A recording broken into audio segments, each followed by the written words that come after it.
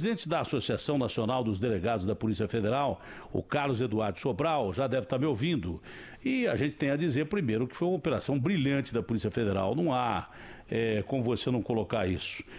Muito obrigado, Atena. A Polícia Federal vem conseguindo cumprir com a sua missão constitucional, que é de investigar atos de corrupção e outros crimes, pouco importando qual a bandeira, qual a cor, qual a agremiação do eventual investigado, suspeito. Isso demonstra uma maturidade das nossas instituições democráticas, do funcionamento das instituições do país, e a gente fica bastante também orgulhoso de conseguir fazer parte dessa construção de um país que faz valer as suas leis, E como é que é feita essa chamada operação controlada?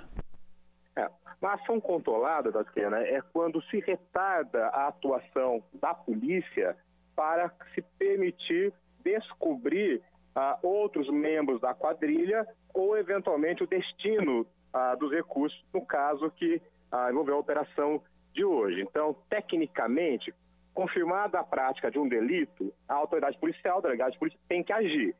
Só que ele pode retardar a ação se esse retardamento permitir identificar outras informações, outras provas que permitam identificar outros elos da quadrilha. Então, a gente faz ação controlada. A gente informa a justiça que não agiu em um determinado momento, que vai continuar acompanhando o desenrolar dos fatos para, no momento posterior, identificar outros investigados, outros fatos, outras provas. Então, a gente tem uma ação que deixa desenrolar, mas ela é controlada pela polícia com conhecimento do Ministério Público e da Justiça. Foi o que aconteceu no caso, que a gente conseguiu identificar a investigação de uma prática de corrupção e foi possível, através da ação controlada, retardar o início da ação para se localizar o destino do dinheiro, conforme se foi noticiado. Evidentemente que isso ainda vai ser objeto de um processo, uma investigação, um direito de defesa, como disse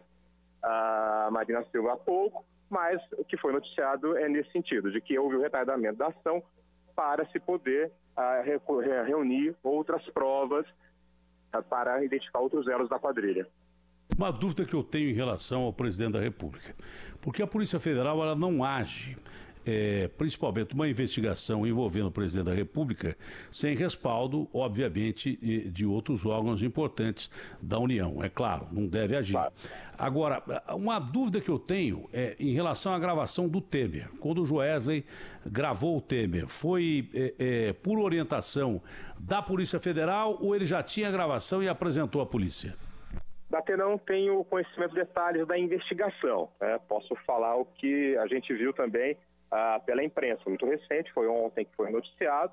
A informação é que o Joesley teria gravado uma conversa com o presidente Temer. Quando numa investigação que está transcorrendo, numa primeira instância, surge a notícia do envolvimento de uma autoridade detentora de foro por prerrogativa de função, como é o caso do presidente da República, aquela investigação que eventualmente está numa primeira instância, ela é remetida para o Supremo Tribunal Federal ou para o Superior Tribunal de Justiça, dependendo da autoridade, para que seja dada continuidade à investigação.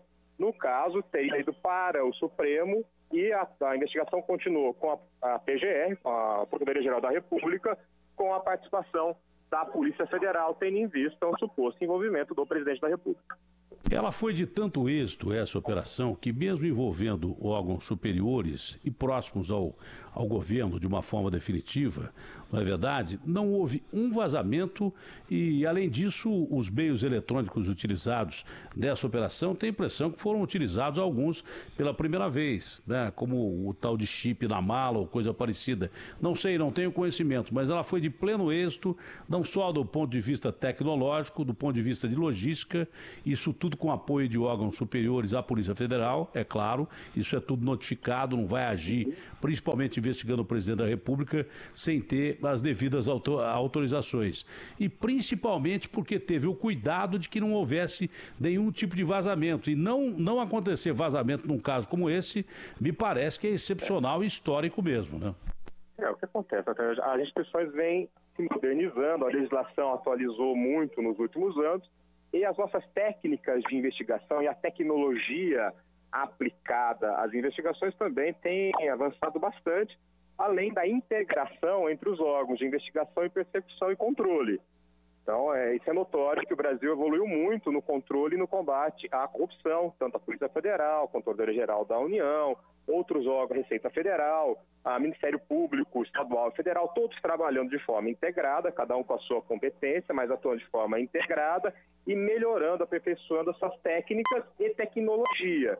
Então, é uma certeza que nós temos que usar a tecnologia para combater o crime organizado e a corrupção.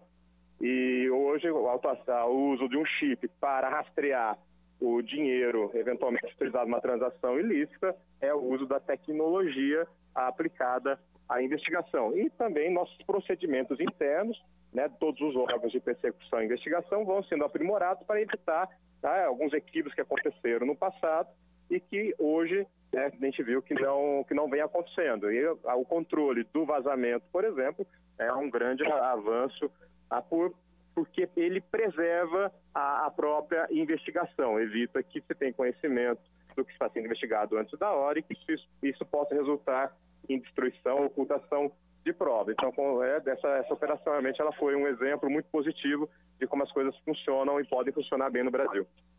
Tem um negócio interessante que quando está se discutindo, começou-se a discutir ontem em plenário, ia se discutir em plenário a aprovação por parte do Senado do fim do foro privilegiado e depois para a Câmara aprovar burocraticamente todo esse regimento do Congresso. Enquanto se discutia isso, a máxima autoridade detentora de foro privilegiado, sob pena de ter cometido um crime, estava sendo investigada pela Polícia Federal e órgãos afins. Né? Quer dizer que para a justiça continua valendo o foro privilegiado para o julgamento, mas para a investigação não. Significa que, acima de tudo, qualquer um pode ser investigado desde com as devidas autorizações e isso inibe definitivamente o crime. Se esses caras quiserem patologicamente continuar roubando, obstruindo a justiça, já passa a ser um problemão para todos eles. Porque se não ficaram de orelha em pé até hoje, eu não consigo entender como é que o presidente da República senta com um cara que está sendo investigado pela Polícia Federal. Eu não consigo entender como é que o Aécio pede 2 bilhões para um cara que está sendo investigado pela Polícia Federal e que conseguiu dinheiro fácil do BNDES, que lesou os cofres do país. Eu não consigo entender. Esses caras perdem que meio a noção. Se o presidente perdeu a noção, então agora com essa investigação eles vão ficar mais espertos. Tatiana, assim, a realização de operações, né, da Polícia, Ministério Público e ação da Justiça não é uma novidade no Brasil, mas a cultura da impunidade ainda era uma realidade. Muitos insistiam na prática delitiva, pois não acreditavam que a Justiça o alcançaria. O que nós estamos vendo agora é que a Justiça e as instituições alcançam e que nós esperamos que haja uma mudança de cultura. É uma mudança na confiança de que as instituições vão funcionar, de que a lei é para valer e que ninguém está acima do bem e do mal, está acima da lei. Que quem errar vai ser responsabilizado, vai ser defesa, evidentemente, mas se for culpado vai ser punido. É isso que a gente espera que aconteça a partir desse momento histórico que o país vive. Que as pessoas entendam que praticar crime é incorreto, que não se deve fazer e que vai ser punido de forma exemplar, de forma severa, se insistir no erro. Talvez a gente esteja chegando nesse momento histórico do país, onde as pessoas, autoridades ou não, tenham a consciência e a convicção de que a lei é para valer. Eu espero que a gente tenha alcançado esse momento no Brasil. Uma última pergunta é a respeito do que não fica muito claro e muito legal, né? Porque se de repente pessoas vão pagar por isso, a República pode mudar. Um sujeito que é um infrator, investigado em algumas operações pela Polícia Federal, paga uma multa e sai praticamente impune, não vai para a cadeia, continua talvez morando nos Estados Unidos, numa boa, com as 56 empresas que ele tem lá, pode tocar a empresa dele aqui. A informação divulgada de que o Wesley que é o irmão do Joesley, tem um sócio secreto num paraíso fiscal que apenas o Joesley conhece, que seria uma pessoa importante. Esses caras que ajudaram, principalmente o Joesley e o irmão dele, esses caras que ajudaram a Polícia Federal, realmente pagam uma multa e fica por isso, o Carlos?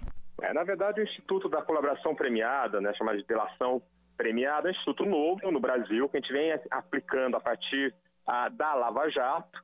Nós estamos aperfeiçoando também o uso desse instituto, mas a realidade é que o colaborador, por conhecer detalhes, conhecer o âmago da organização criminosa, ele traz informações que são importantes, quase imprescindíveis, para se conseguir encontrar todos os membros dessa organização criminosa e, em razão disso, recebe algum tipo de benefício. É punido, né, com multas e muitas vezes até com penas de privação da liberdade, com cadeia, mas num tempo muito menor, porque ajudou de forma substancial a se encontrar, né, os membros da quadrilha de uma hierarquia superior. Então, há uma punição, evidentemente que ela não é igual a quem não colaborou, mas é uma punição menor, porque o bem, né, que essa pessoa fez ao permitir a identificação de todos os membros da quadrilha e a desarticulação dessa organização criminosa, aos olhos do Estado, compensa essa pena menor. Evidentemente que não pode ter uma inexistência de pena se o crime for extremamente grave, como é o caso de corrupção. Mas uma pena menor vai ser necessária porque é o acordo que o Estado fez, Estado, Ministério Público, Polícia e Judiciário fez com essa pessoa, para que fosse possível identificar membros da quadrilha, da organização de uma hierarquia superior.